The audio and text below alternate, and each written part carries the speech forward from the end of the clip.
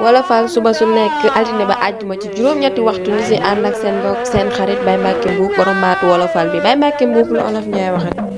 te àddinay jullit day jag waaye du neex ndax fa mi mujj ak yow lay xam te àddina lépp lum la dig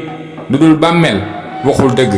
te jamono ji ñu toll képp ku bëgg a mucc na nga fonk sa juróom yi na nga fonk sa lislaam na nga fonk say waajur na nga fonk sa ngor na nga fonk say mbokk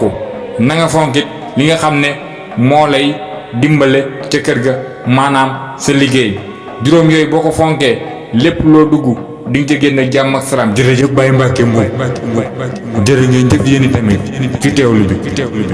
ñu ngi leen di jox dox daje ba suba ak jàmm ci beneen nu wolofal